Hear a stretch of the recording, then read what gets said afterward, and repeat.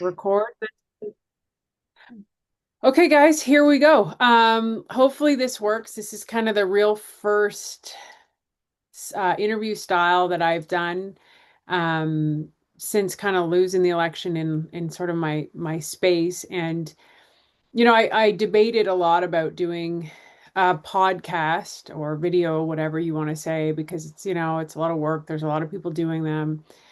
But I love storytelling, and I actually feel like it is my responsibility to share the stories of others who may not have a platform to get that story out. And it seemed really fitting that the first person that I would interview would be sort of the crux of a lot of the work I did in Parliament, and one of the most courageous people that I felt like took the initiative to reach out to me when I was a member of Parliament to stand up for one of what I believe to be one of the most serious issues in Canadian Parliament and history, which is medical assistance in dying extended to people who have mental illness. So, Kayla, I'm going to open it up to you. So now I think we're on two screen if I'm doing this proper. I'm no producer by any means, and we have a dog in the background. This is as real as it gets. Uh, Kayla, it's Kayla, right? I want to keep saying Kyla, but Yeah, Kayla no, you got it. uh Vizza, like no, pizza. So last name is Vizza. Vizza. And I feel like I know you so well because we spoke on the phone, but this is actually the first time I've ever seen you. You've probably seen That's me. correct. Yeah, yeah. Yeah, because I spoke about you in the House of Commons, and now I realize that I said your last name in the House of Commons wrong because I said Vizza, but it's Vizza.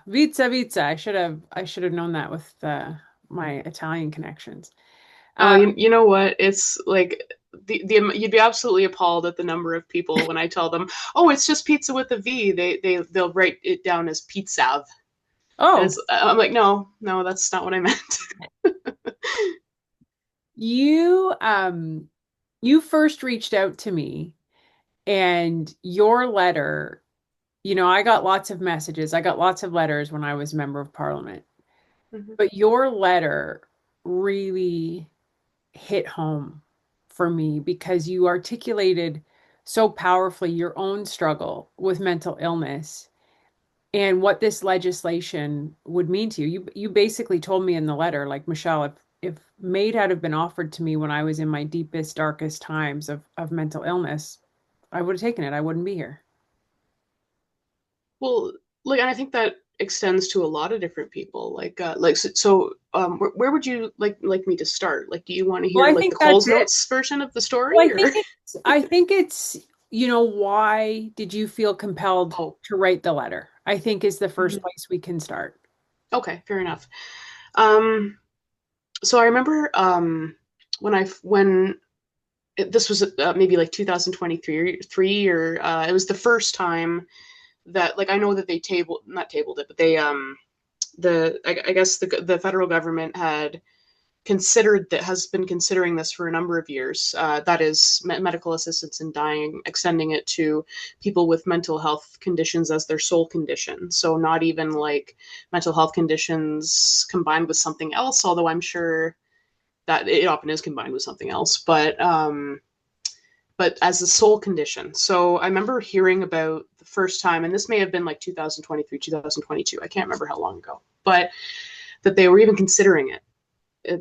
They being the government at the time would have been Trudeau government. But I remember just like feeling like the fact that I qualify for this, and like yes, I've been in terrible spots before with mental health struggles. I'll call them, I guess.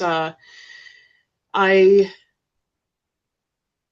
and I've come through them, and many other people have as well. But the fact that a person like with my story so has kind of come out the other side as I guess as like not all of it, but like I'm not it's like there's no cure for what I have, but come out the other side of being in a really dark place.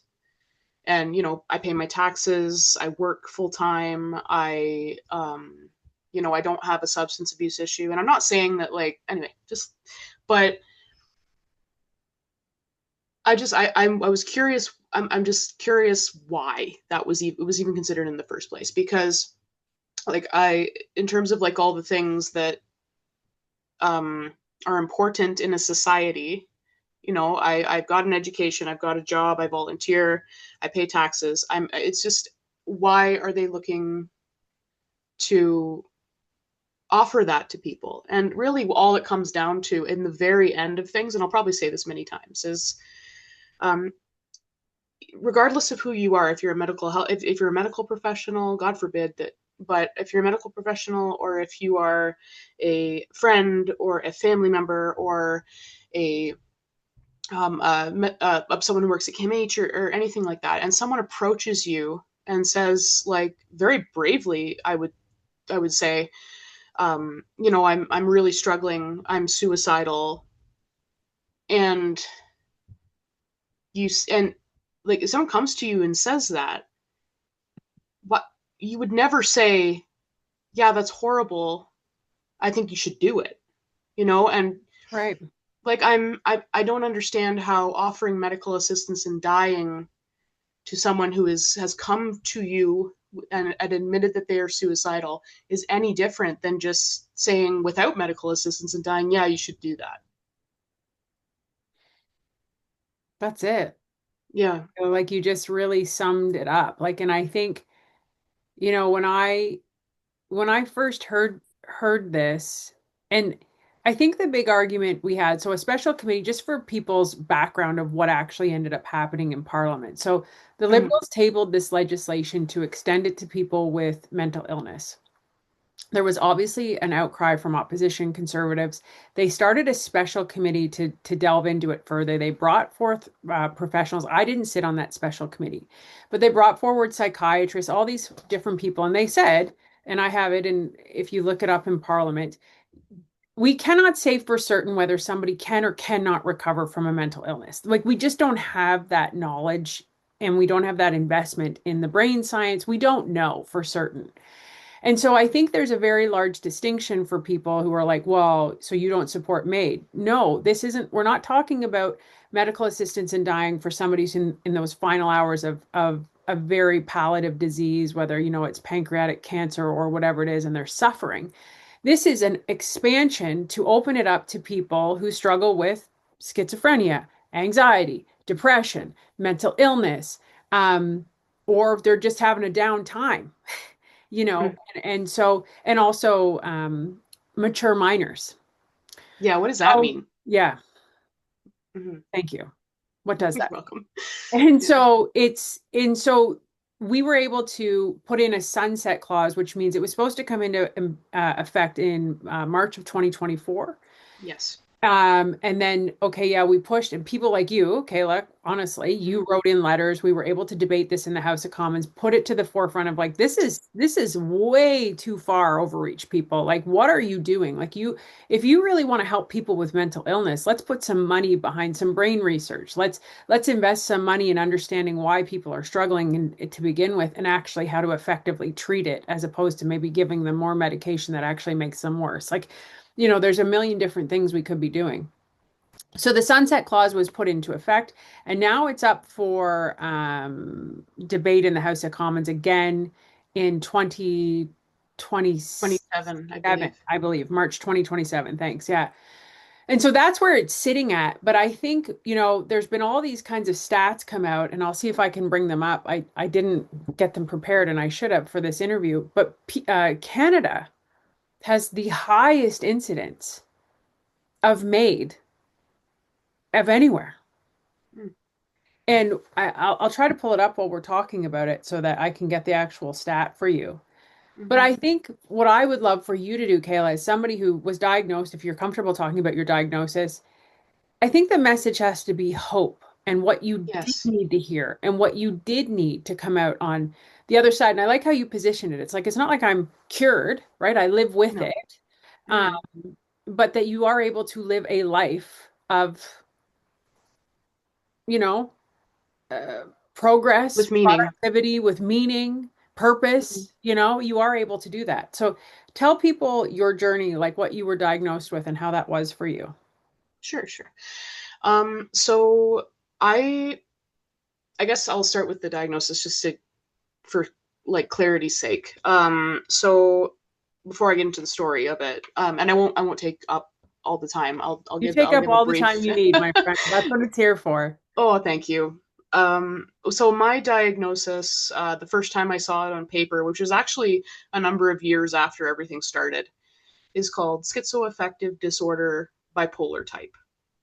And the best way it was ever explained to me was so there's if on this I guess like schizophrenia, the way it was explained to me is this: the paranoid schizophrenia is on one end of a mental health spectrum, and there are more than one mental health spectrum, obviously, and with true like bipolar on the would on the other side of that spectrum, right?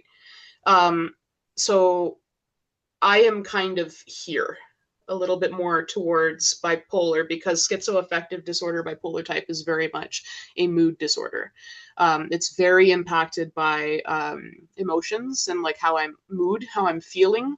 And like not it doesn't have to be like flippant things like, oh, I just stubbed my toe, I'm going to spiral now. It's Right. more like general overtime emotions, highs and lows. So it's often paired with anxiety and depression. And I think anxiety and depression are just a part of like a lot of mental health disorders because it's you have to deal with the other symptoms. So some of the symptoms I experience are uh, like anxiety, depression, mood swings, more rare but no less difficult to deal with, I suppose, are auditory hallucinations. If I'm really in a bad place, sometimes I will get visual, but Mm. for the most part, it is if I'm going to hallucinate, it's going to be auditory.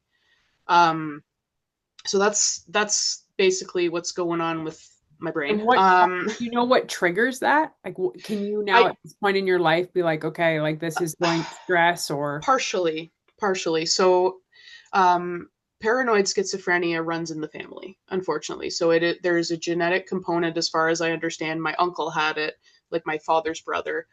Um, and I've heard it's supposed to skip a generation. I guess I just got lucky. But so and like I'm not sure that like if it is genetic, if you have to, if everyone will then get the paranoid schizophrenia right. versus like somewhere along the spectrum. Um, but so I think there is a genetic component. I've been told that there is.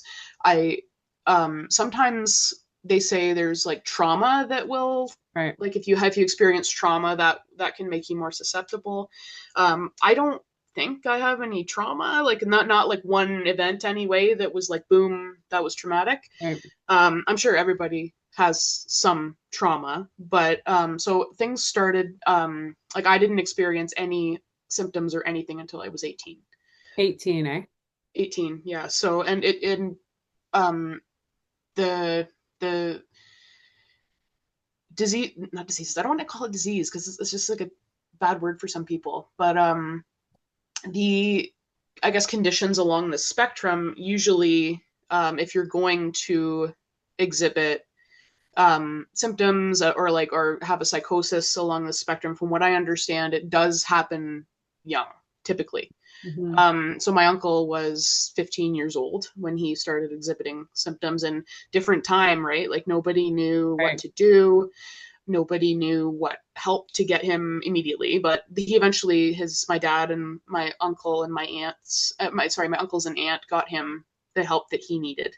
Great. Um, but um, but like the sooner you can catch these things and the sooner you can start treating the mental health issue, typically the better it goes. I'm not saying that everybody who was diagnosed late or medicated late will have like a horrible struggle, but it really does help to catch things early. And so when I was 18, I went through all the way through high school, nothing. I was healthy as a horse, I guess.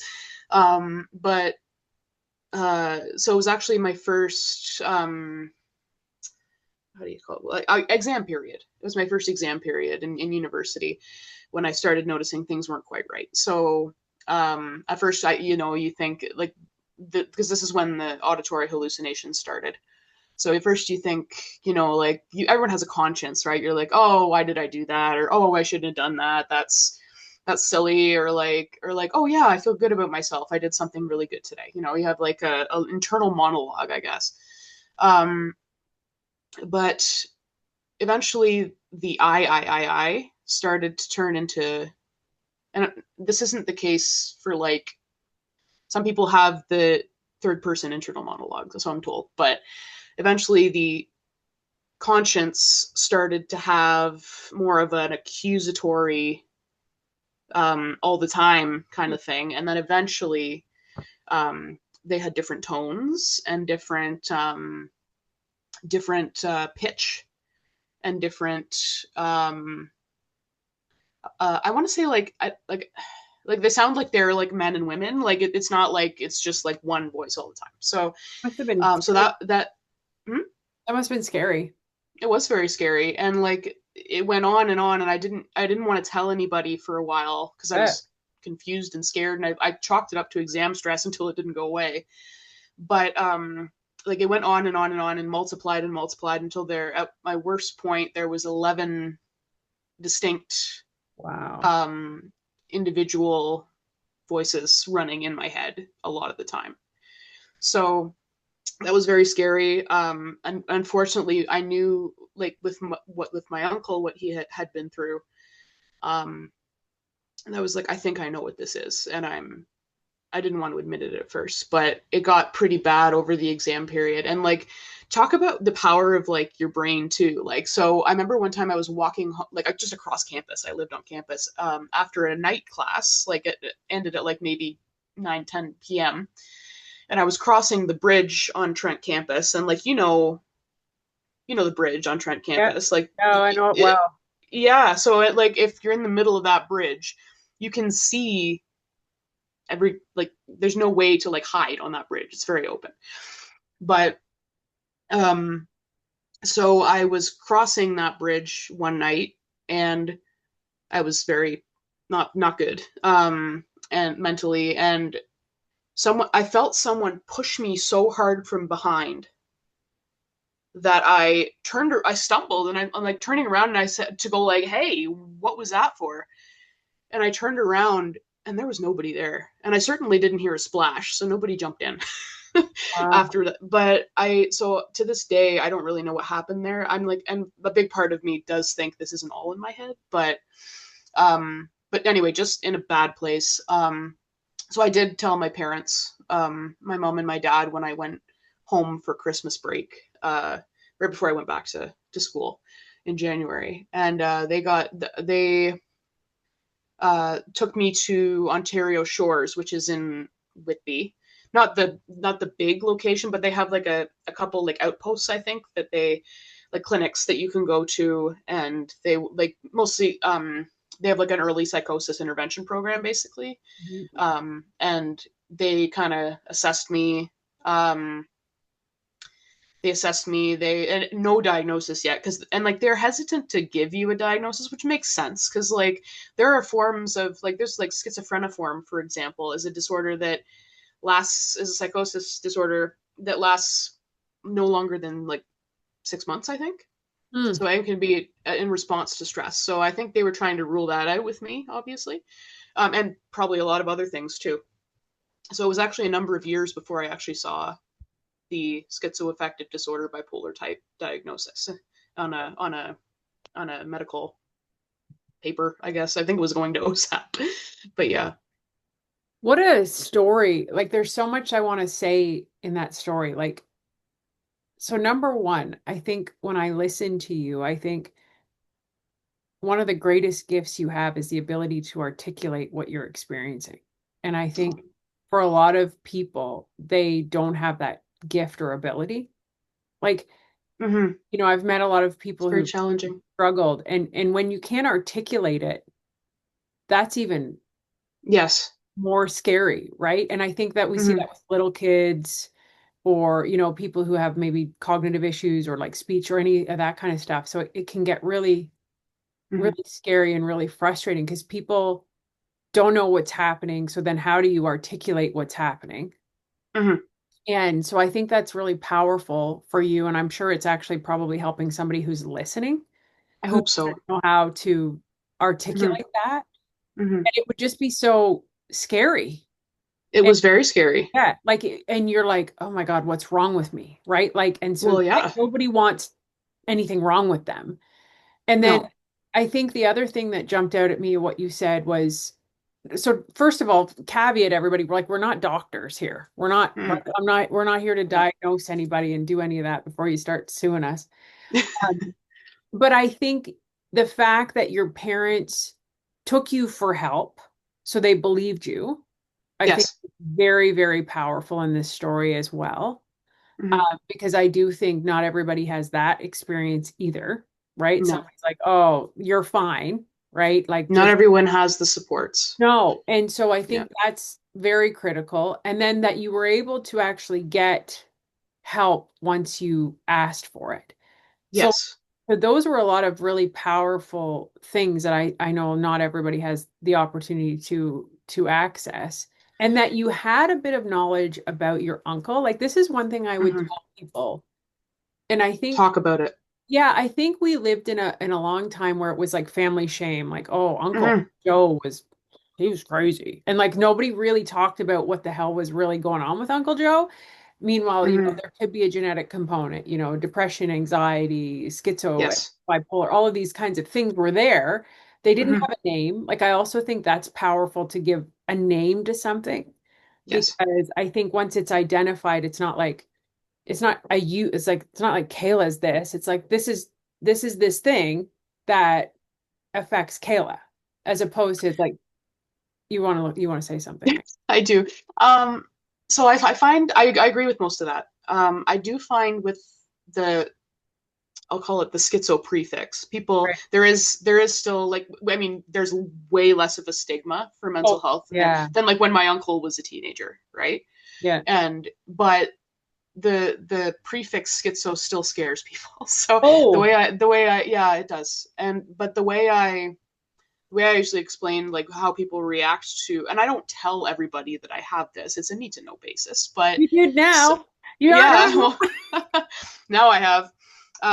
But historically, like in my like I guess this is my personal life, but like this is my first time coming out to like this many people Wow. with this. Oh, wow. But people react one of three ways typically. The first way is the most unfortunate way, but it's not common. Sometimes people will like just be, "Whoa, I don't want anything to do with you anymore," and that's rare, but it happens. Um, the second way is, and like that's with me. Like if you met me on the street, you wouldn't know what I deal with, but like it is more visible in people in some others, right? And like so people get nervous and scared, which is not necessarily great. It's not great at all, really. But the second way is that people will say, okay, like, and they'll kind of treat you the same, but they just kind of, it's not malicious, but like I've had people try to do stuff for me that I am perfectly capable of doing. Like, it's like a pity thing, I think. And I don't even think people realize they're doing it sometimes. But like in a workplace situation, I had to tell my boss eventually because stuff was going on and it was bad. And I said, this is what's been going on, and my immediate supervisor. And when he learned that, he started doing things that I have been doing the entire time he's known him when we worked together. And I just had to say very, very calmly, I was like, hey, listen, like, I can do that. This is the only me you've ever known, and I can do that. And it all stopped, and it was fine. The third way is the best way, and it's just people don't treat you any different. It's like they like you said, I I am not my my my struggles. I am not my diagnosis. I am not like this. That's just something that I deal with, but it's not who I am. Yeah. I think that's really powerful because one of the first things I was thinking when you first started talking, but Mm-hmm. you can tell, like, I really didn't do a lot of prep. I really wanted this to be as raw and Mm-hmm. authentic as possible for people to sort of join in on this conversation. But I was like, wow, your employer Mm-hmm. must be pretty great. And I think we need to empower more Mm-hmm. employers Mm-hmm. to know that people with all different things Mm-hmm. are very capable of Mm-hmm. coming and showing up to work. And so Yes, I just yes, I think that's a really important piece, but I think mm-hmm. it is a big challenge for a lot of workers, especially when you're dealing with people with substance abuse and that is different, right? It is Yes, challenging if they're not reliable and you're a company trying to operate and yes, it's very challenging. yes, Which is why I think we need a lot more social enterprise in the world, depending on where you are on the spectrum yes. of functioning kind of thing. And like that was my previous employer. My current employer is also excellent. Like I've been Great. very fortunate to have understanding employers, and like part of it is I work hard. I work very hard. And like sometimes like my one uncle says like like when sorry, I just looked at a light. When someone is putting in 100% of their effort and 100% of their their energy into something, sometimes for others that 100% for someone who maybe doesn't have the same struggle that I have is like 120 or 130% for me, Well, or like for anyone with that struggles with similar things. you're So clearly very, very bright, I Kayla. try to be. Well, you are. Like, Thank I you. mean, you're clearly, and I think that's another piece of the puzzle. And you touched on something, and I actually do Mm-hmm. want to talk about this because I think it's a very big elephant in the room. There's two things I want to ask you. Number one, do Mm-hmm. you struggle with substances at all? And were substance No. a factor? Okay, interesting. Yeah, so my when I first approached my mom and dad, and they're not married or anything, but they really, over my whole life, when they need to come together to do something, they do it very well, and Good I'm very job, mom grateful and for dad. that. Yeah, I'm very grateful for that. um yeah, so when they went to this like part of the early psychosis intervention program at Ontario Shores is for especially for young people is caregivers and like family members, people who anyone who comes alongside someone with mental health, especially like minors with mental health um, um, struggles or diagnoses or yeah, um, experiences. And they went to this meeting with a bunch of people going through the same thing they were. Right. And I'll never forget one thing my mom said. She said, Kayla, we were among like a lot of people, her and like another like mother father duo were the luckiest people in the room because like me and whoever this other person were not self-medicating. Right. We came to ask for help, and like I'm very fortunate that I have someone I can trust enough to do that. I Mhm. had people I could trust to do that who kind of had like a an understanding of maybe what this was. I understand a lot of people don't have that, Mm. but I mean, I think as a society, like as like not just the medical health professionals, even though that's very important that medical professionals need to like be that to people, but like family members and friends and people, just everybody's dealing with something, Yeah. and it like if like for a while I didn't want to come forward. I absolutely did not want to come forward, and I considered self-medicating, and I considered self-harm, and it's but but yeah, so I had someone that I could come to. A lot of people don't have that. So I understand where that would be very, very difficult. And like when you're like I was 18, like some people that get diagnosed with mental health disorders are very young, like they're 14, 15 years old. Like of course they don't know the resources they have, and of course they don't necessarily know who to approach or what to do. So we need funding for programs like this, honestly. And like Programs I up. haven't programs that work and treat not just the diagnosis, but a lot of the time it's the like sometimes like a lot of the time there's something behind the diagnosis that isn't genetics. Like it could be trauma, um it could be like a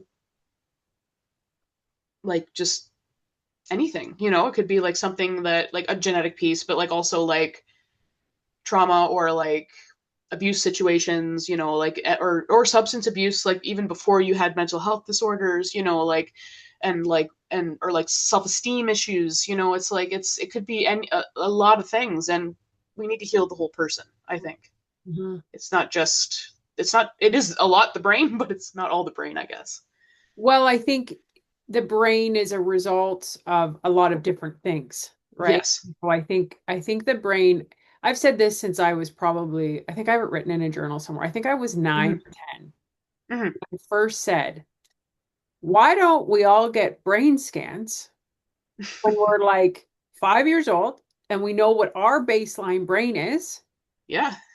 And then as we progress, we do these brain scans to see, Hmm.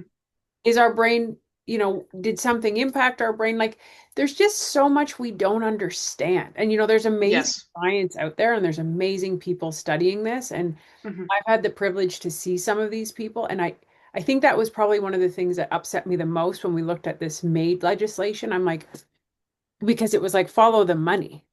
Like, it felt like it was saving costs. Oh, you're a burden on the healthcare system and we don't have, Yeah. and so we're just going to offer you to take, Death. like, Yeah. it's just Like, so it's just so morally wrong to me. it Like, it's is. just so like your life isn't important enough. And it's like, how do you value one Yes. life more than anyone when you don't even know what that life is capable of because you haven't given it the right environment, nurturing tools, whatever it needs to actually be what it is. Well, and And like human beings, right? yes, Like yeah, human beings have innate worth. yes. Like everybody does. And like it disturbs me that like that some of humanity, I mean whoever is has the ear of the Canadian politicians or whoever's proposing this, like even at the root, you know, like whoever started this I don't know if it's a petition, what would you call it? Well, so a lot of it starts with lobbying groups. So Dying with Mm, Dignity is one of these groups. And I've thought okay. a lot about this, Kayla, because I Mm, actually have had many conversations with many different people. And there mm, are some people who are so mentally ill mm, that nothing seems to work, nothing seems to happen. And I want to believe that this came out of a place of somebody saying, this is far more compassionate than us finding them with a bullet hole to the head in the home. Like, I want to believe that that's where it came from because right. I think that the families of Mm, people who have to watch somebody suffer from mental illness, it is the worst it's so hard. pain because Watching my uncle even. and it's Mm, hard because it's not a black and white. Okay, oh, you have a broken arm, we're going to put on a cast, we're going to do that. Oh, you have a, you need this surgery. It's like in almost every other medical disease or diagnosis, you have like a beginning, a middle, and an end. Sometimes it's not mm, great, and like, you have to try different things in certain yeah. cancers or whatever. Mm, But in mental illness, it's like the free will of the person also has to be there. And mm, that free will sometimes isn't there because they are under the influence of psychosis. And so yes. it is a very, very challenging Well, thing for the families. And so I sometimes thought, okay, maybe that's where this came from, that made offering it to people with severe mental illness mm. seemed like the humane thing to do because these families can't watch their family member or friend or whatever suffer anymore. But then, So, sorry, go ahead. Yeah, oh, I was just gonna ask or say, so we've talked about the good, we've talked about the good news scenario with me. right. Let's talk about rock bottom, And also maybe. that we Yeah. haven't even got to the treatment yet of what you have to No. do Hmm. to sort of get through these lives. Because Yeah. before we get to that, I do want to say this, and I want you to touch Hmm. on Yeah. it. I think it's very important. You Hmm. said something, and you said people have three reactions when they find out your diagnosis, and one Hmm. of those is fear. And I Yes. think this is a very important conversation that we are not having in society of Hmm. people who are walking around untreated, who are Hmm. on streets, who are doing things, and they are dangerous because they Hmm. are not. taken care of. They may be under the influence of drugs as well, which just opens up a whole other realm of complications. Yes. And if Very somebody, complex. and if you are in psychosis or you are having hallucinations or delusions, I've had the opportunity to know many people in my family who have schizophrenia. Mm-hmm. You can be dangerous. I worked in media. I covered stories where people in a schizophrenic episode took someone else's life because that's what was told to them. So I get the fear piece if they're not being treated. And to pretend that people aren't dangerous is also naive because Mm-hmm. we have to implement it's society's job to ensure that Protect they everyone. provide safety to themselves and to others. That's what Mm-hmm. we should be focusing on. So Mm-hmm. I'll let you talk about rock bottom. Okay. But I do want to say, I think you touched on something important just before I get to rock bottom. You said, you were talking about how um, when someone is suicidal, and like I'm going to touch on this in a second of my experience with some of this stuff, but they are not in their right mind. Right. And so in the criminal justice system in most countries, and I think in Canada too, like if someone is undergoing a schizophrenic episode, or if they're in psychosis and they commit a crime, we label them, and I'm going to use the term criminally insane because I think that's the Yep. term that is used Yep. in the justice system. Listen, we're not going to worry about offending people. No, I know. That ship sailed, Kayla. We're Okay, just going good. to talk Yeah, about the honest truth and facts and your yeah. experience. And nobody can take that because it's your view and it's your vision. So Fair enough of this, enough. oh my God, I don't want to offend people stuff. Okay. Well, okay. So we label someone as criminally insane Right. if they are commit a crime under psychosis, right? Okay. So why are we entrusting someone's life death like scenario? Why are we entrusting that to someone who is suicidal? I don't understand. It doesn't make any sense to me. Like why we would defend someone who is undergoing psychosis and committing crimes, but we would not defend someone Not who only not really defend them, Kayla, but kill offer them, them, offer them offer them death. that. That's fair. Yeah, Like yeah. that's the summary of this Harm whole them. review right there. What you just said. Like that's the Yeah. clip. That's it. That's the take home message because hmm you just hit the nail on the head. And that's what's wrong with this legislation. And I think it Like yeah, like frankly, I can't believe we have to talk about this.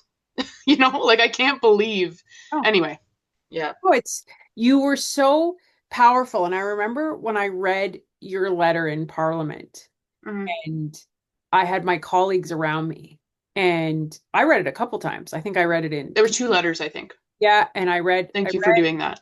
I read it a couple times. The first original letter in Parliament, I think a couple Mm, times because I okay. spoke on this so many times in Parliament because hmm I was so vocal about it, and then I spoke about it in committee too, and everybody applauded in that house because Kayla, you were so and are so articulate in why this is absurd. It is absurd. It's absurd.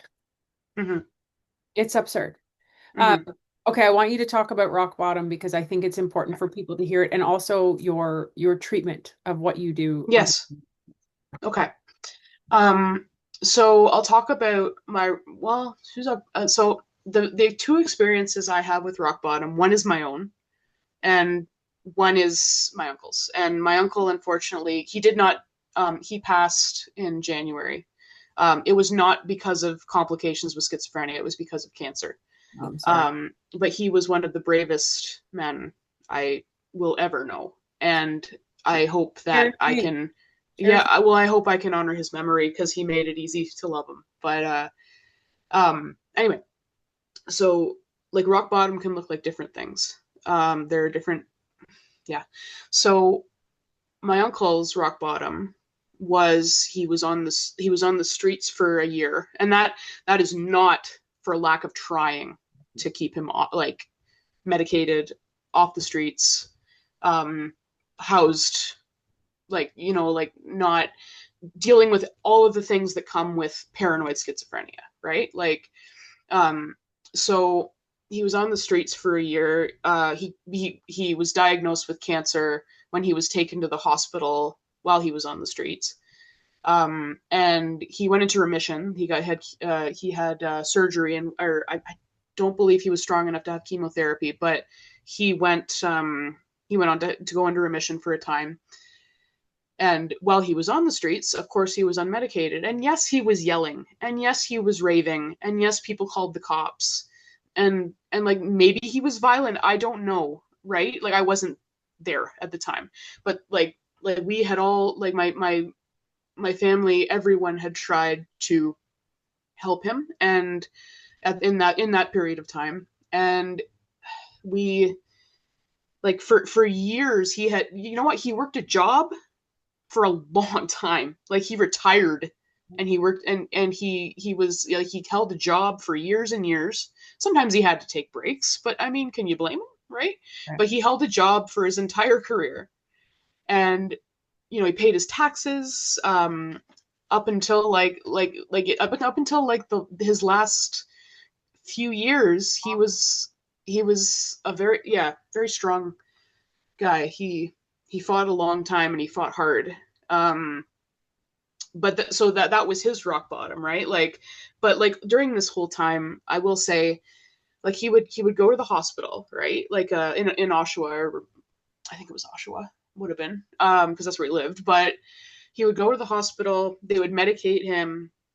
The hospital, for whatever reason, maybe through lack of resources, maybe because some wacko doctor thought he was fine. I don't think you could look at him and say he was fine, even after a week of medicating him, but or giving him medication. They would release him, he would go off his meds, and he would spiral again. There you go. That's Yeah, what we and call he it. would end up back up in the You're in the hospital. They would merry-go-round. medicate him. Yeah, they would medicate him. They would release him. And this is not all while he was on the streets. Like this went on for years and years, and nobody knew what. We didn't know what to do, because so eventually, he finally got into Ontario Shores, and like that was through advocating through like my uncle and my dad, and like just like they had to advocate so much for him.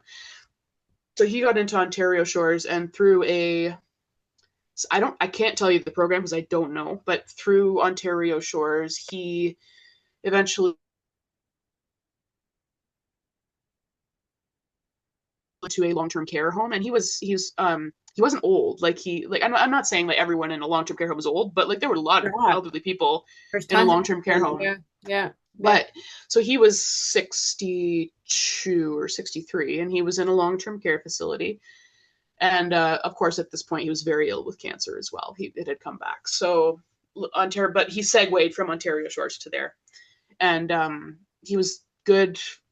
He was medicated. They were very diligent with giving him his medication, and there were programs there he could do. You know, he had a little spending money. Wasn't great with money, but so it'd be gone pretty quick. But like my father and my uncle, like paid for him to be there, and like I think it's some of his own money too, maybe. But and then he passed away from cancer once he had been in there about a year. But but the fact that he had to go that long until like it's just and suffer that much And everyone in around him in a suffer that much. yes, in a broken system. And like it's not fun having family members on the streets. Like I'm glad I wasn't on the street, but like my sister and my uncle were very close. And um she would see him on the street and she would bring him food and like go to the shelter. And like when she saw him on this like pass by the shelter to say hello. And so like wait, like sometimes he didn't want to see everybody because of the state he was in. There were certain people he did not want to see at that point in time, and not like in reality not justified, but in his brain very much Okay. justified, right? Right. Yeah. So it was just that was his rock bottom. um and I don't know. He never talked about being suicidal, but I'm sure there were times when he was. I'm very sure.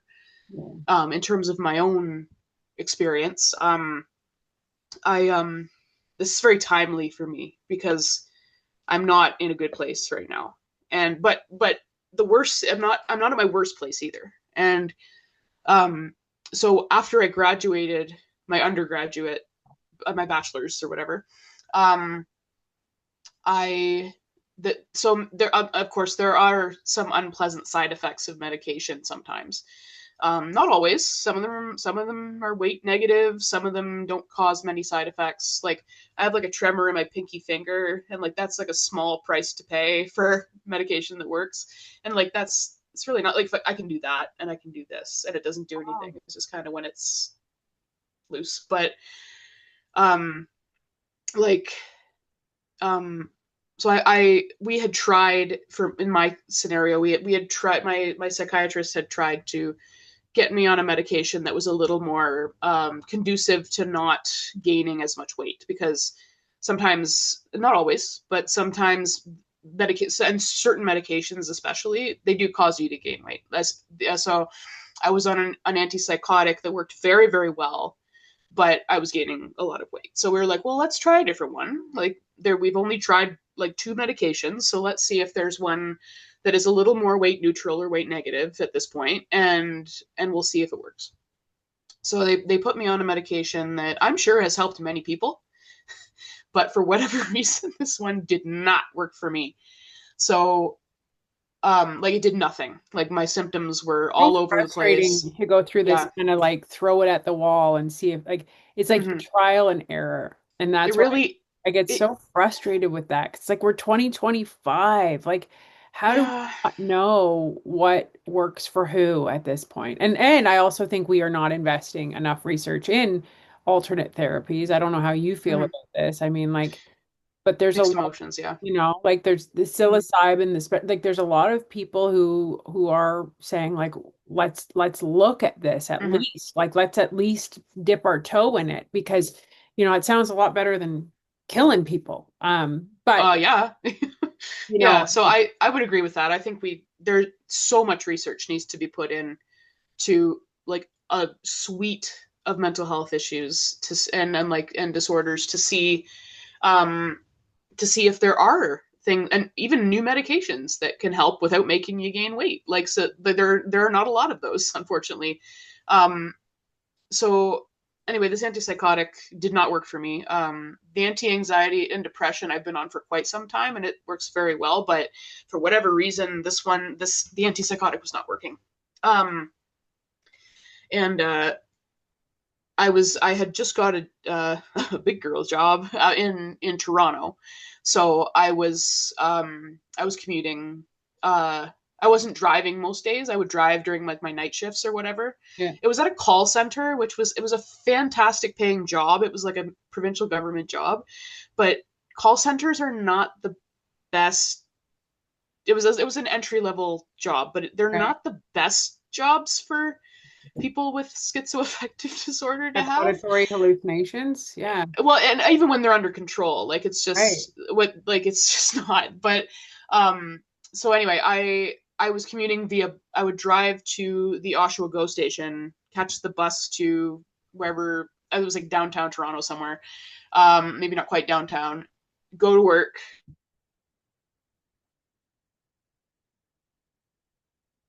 from the drive across Oshawa to like other end of Curtis, which is next to Oshawa.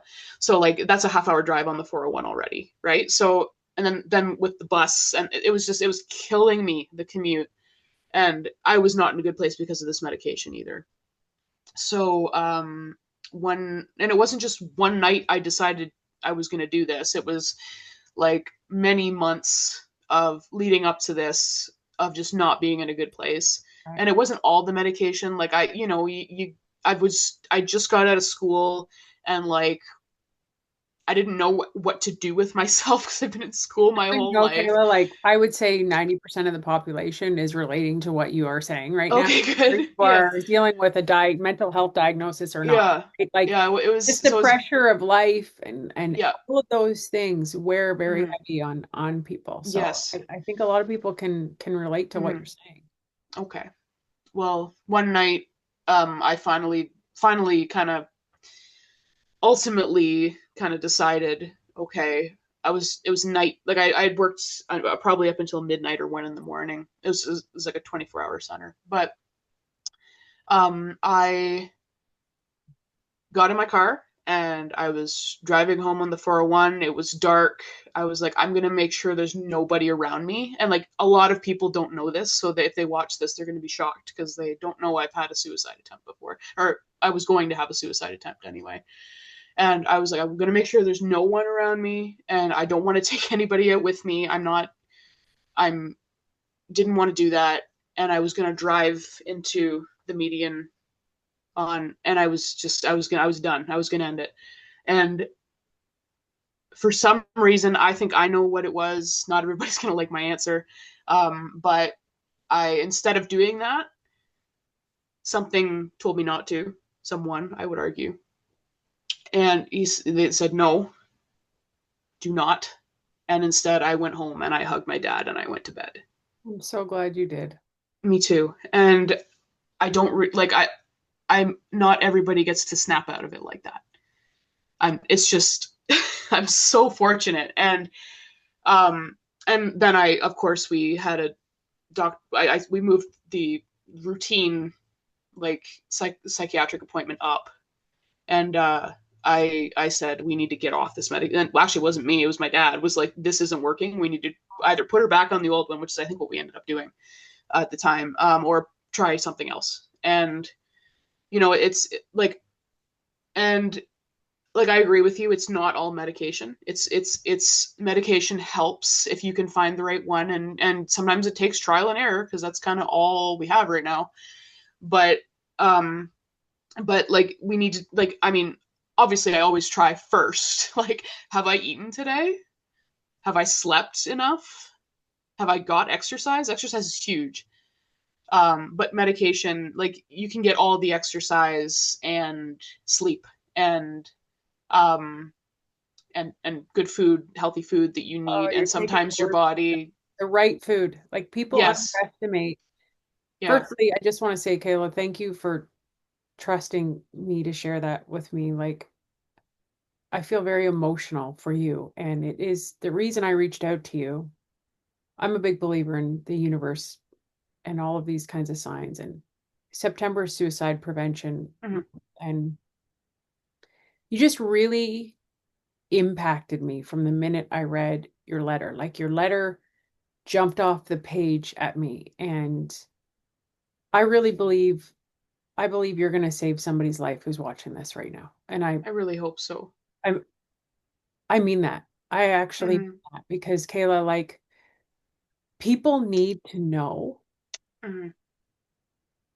that they can get through it. And Mm-hmm. one of my most nothing's permanent. No, my mom is a very wise lady, and she goes through a lot of struggles herself with health and stuff like that. And she has always said to me, she said that is a very permanent solution to something, like to circumstances that are usually very temporary. Correct. You know what I Yes, tell my and kids? yeah. We can manage anything Mm-hmm. except dead. No, can't manage that. Manage that. I Nope. can't work through that one. Nope. Not a And chance.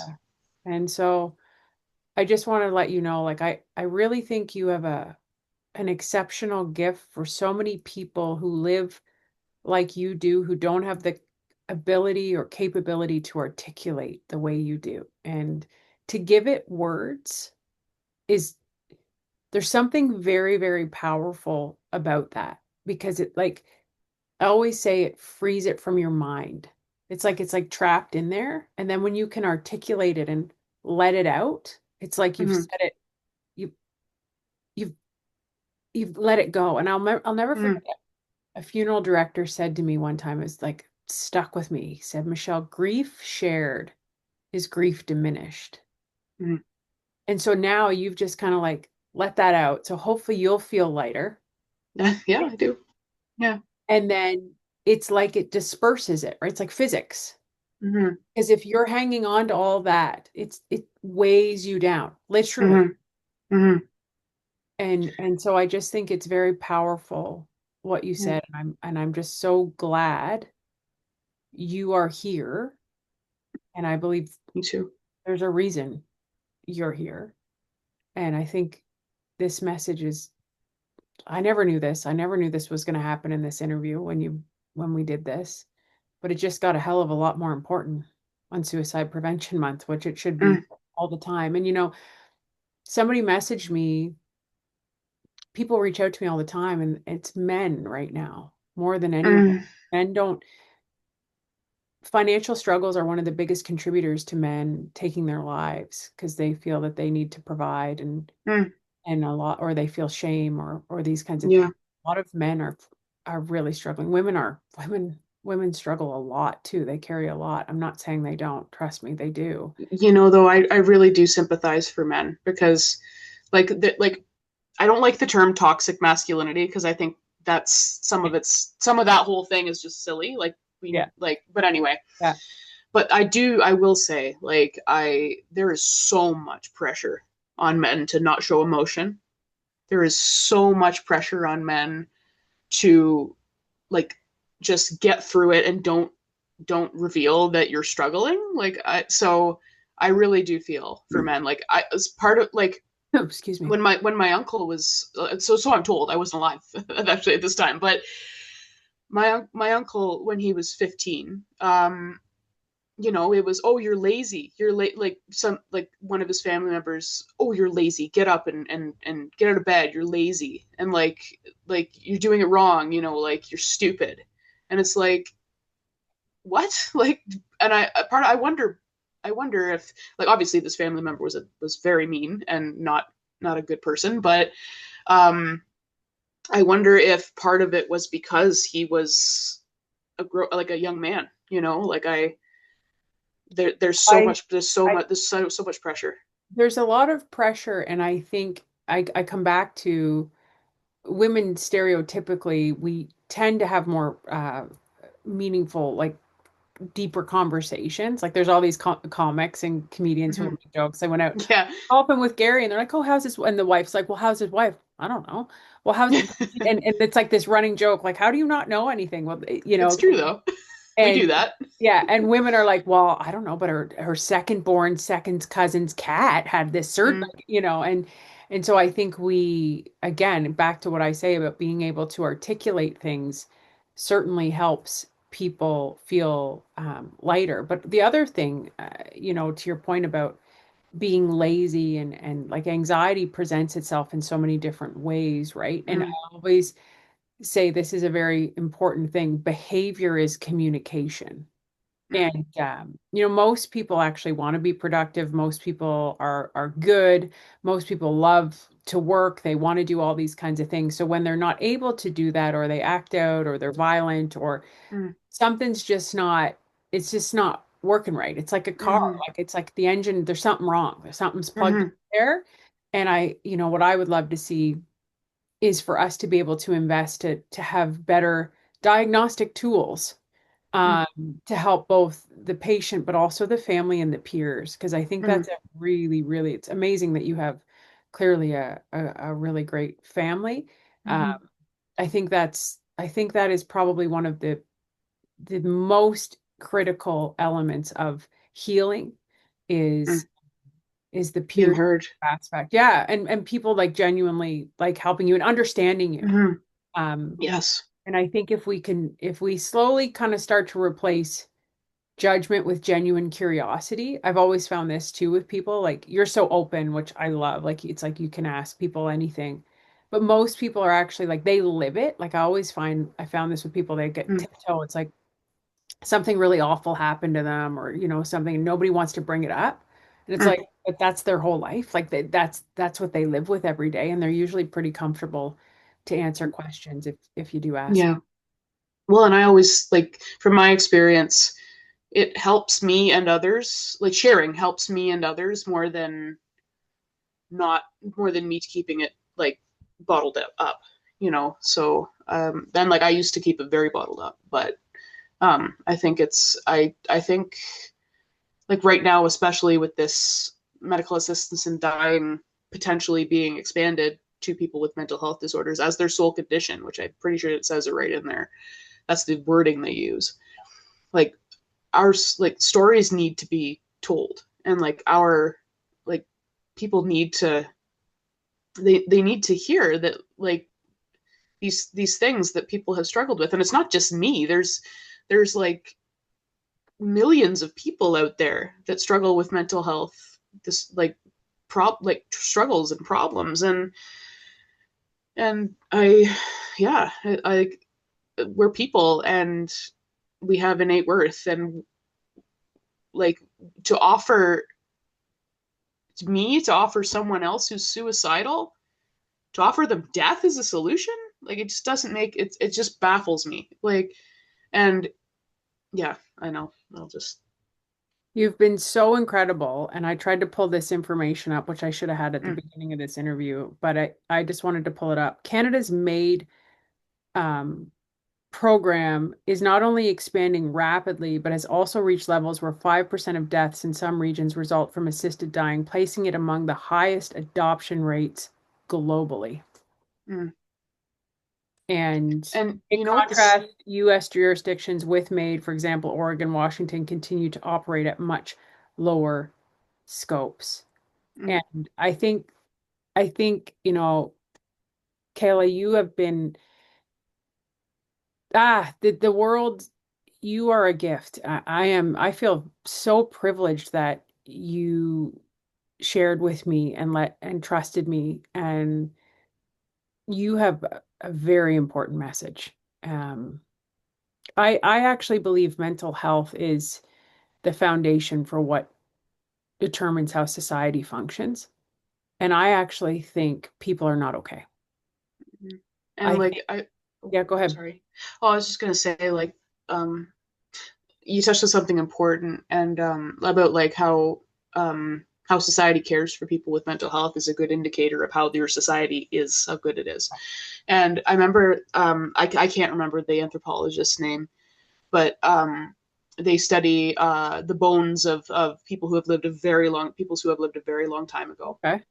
And I wish I could remember her name, but um, she's this anthropologist said that her measure of technological or sorry, a society's advancement rather is not technological so much as it is like sometime in a society's history you find broken bones that have mended, you know. And like that means someone has splinted that bone, or treated it in such a way that it has set and repaired itself, and that person and grown like so that it's like Right. the scars in the bone, right? So you know that person didn't die of that, necessarily die of that injury. So that was huge to me. Like we need to like we Powerful visual. yeah. And I was like that makes so much sense.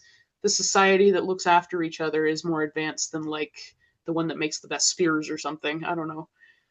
Well, Yeah. it's an indicator. Hmm. Kayla, I feel like we're going to talk a lot more, and I'm joking because it's like, okay, I need a Jamie. Like, I don't know if you ever listened to Joe Rogan, but we could have pulled up all these stats while we were talking if we had a Yeah. Jamie. We need a producer here, folks. Come on, help Yeah. us out.